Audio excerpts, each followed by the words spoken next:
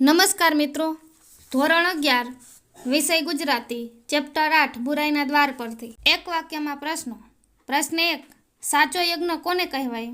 જવાબ, સંસાર તપોવન હોય અને પરસેવો ટપકાવીને પેટ ગુજારો કરવાનો હોય તો એ સાચો યજ્ઞ કહેવાય. પ્રશ્ન 2, જમકુ અને જમન કેવો યજ્ઞ કરી રહ્યા હતા? જવાબ, જમકુ અને જમન સંસારરૂપી તપોવનમાં પરસેવો ટપકાવીને પેટ ગુજારો કરવાનો યજ્ઞ કરી રહ્યા હતા. પ્રશ્ન 3, જમકુએ જમનને શું બોલતા શીખવ્યું? જવાબ, જમકુએ જમનને એ આ સાકરિયા મેવા, એ આ મધના ઘડા લઈ જાઓ, અમૃતના મેવા લૂંટી જાઓ એવું બોલતા શીખવ્યું. પ્રશ્ન 4, જમન જમકુની શી વ્યથા હતી? જવાબ, જમન જમકુની વ્યથા એ હતી કે આટલી ઓછી કમાણીમાંથી તેઓ કઈ મેડી ચણાવી નાખવાના છે તે તેમની પાસેથી શ્રીમંત માણસો કસીને ચીભડા લે છે.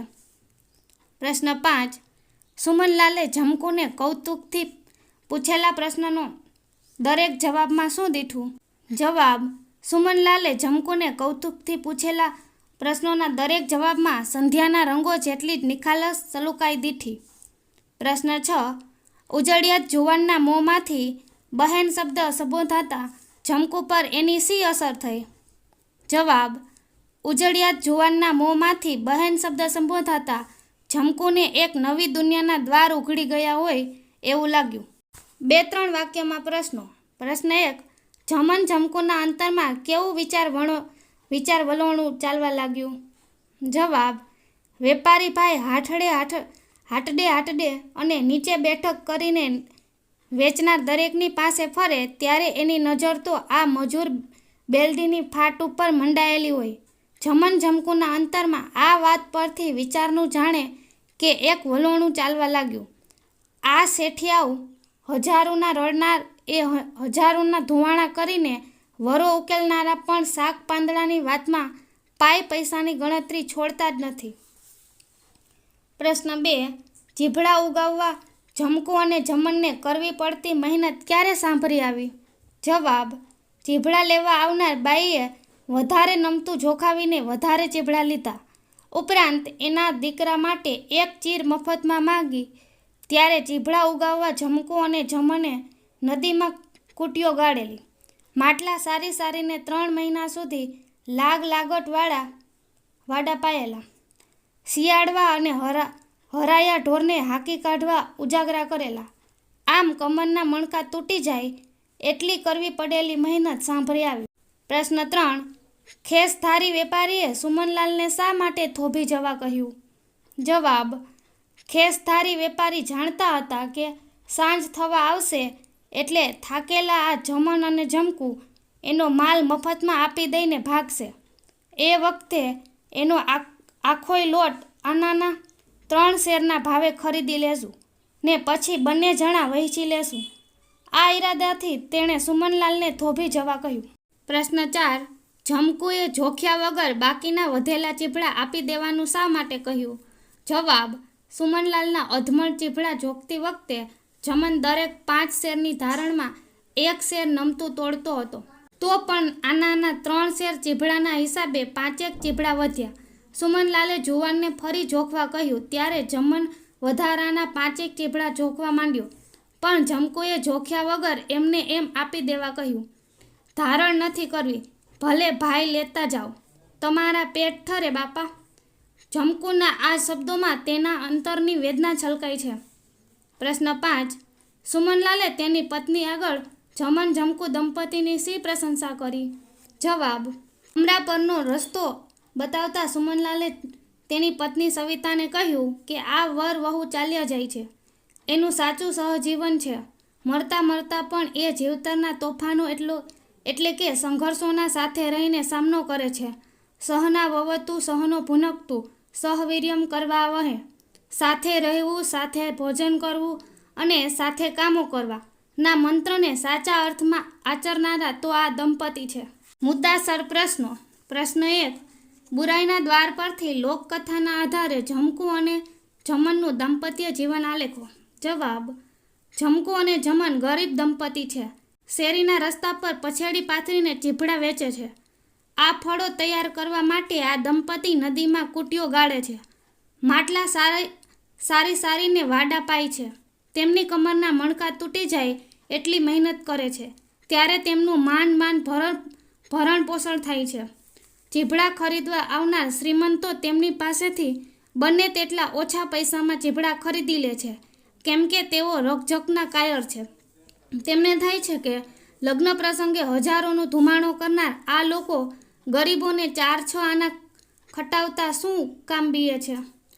એમાં વળી સિપાઈ પણ મફતમાં ચીભડું લઈ જાય.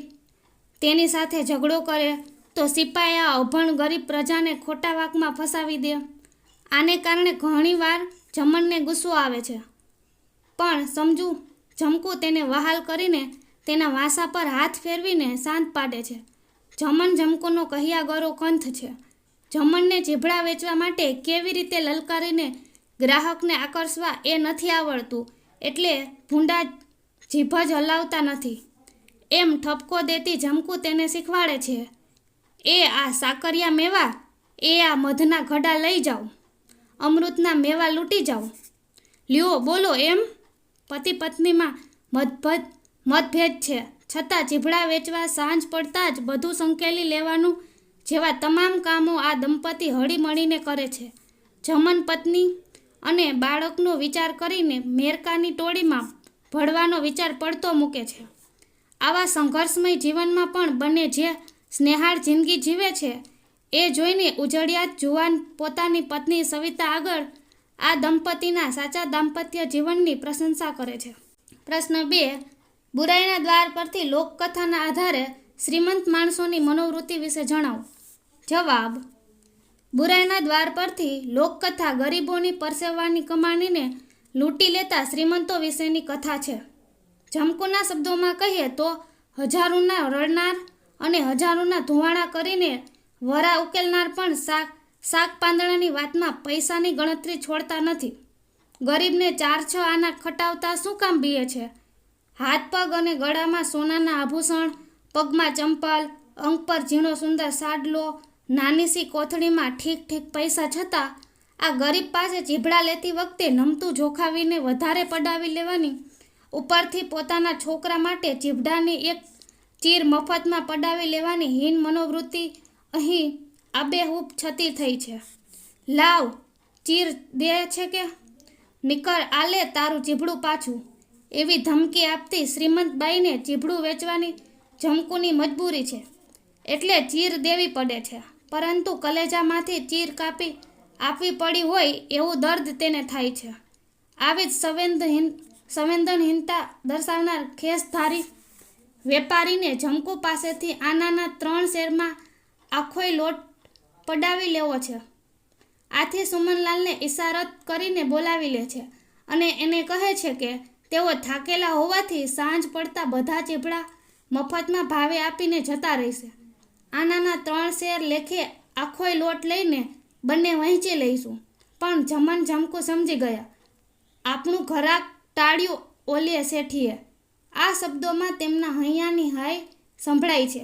આમ આ લોકકથામાં શ્રીમંતો અને શોષણખોર, સંકુચિત, સ્વાર્થી અને સંવેદનહીન મનોવૃત્તિ તેમની વિકૃતિને છતી કરે છે. પ્રશ્ન 3. જમકુના અંતરમાં દર્દ ક્યારે થયું? જવાબ: ચીભડા ખરીદવા આવેલી બાઈએ વધારે પડતું નમતું જોખાવીને 1 શેરમાં 1.5 શેરથી પણ વધારે ચીભડા જોખાવી લીધા. ઉપરથી પોતાના છોકરા માટે ચીભડાની એક શીર માંગી. ત્યારે જમકુને થયું કે કેટલી મહેનતથી વાડો ઉજરેલો, મથીને કૂટીઓ ગાળેલી અને માટલે સારીને 3 મહિના સુધી લાગટ વાડાને પાણી પાયેલું, વળી શિયાળવા અને હરાયા ઢોર વાડામાં ઘૂસી ન જાય એટલે ઉજાગરા કરેલા. અને આ બાઈ એને ધમકી આપતી હતી કે ચીર ન દેવી હોય તો આ ચીભડું પણ ન જોઈએ. જમકુને ચીર દેવી પડી ત્યારે જાણે એના કલેજામાંથી ચીર કાપી આપવી પડી હોય એવું તેના અંતરમાં દર્દ થયું.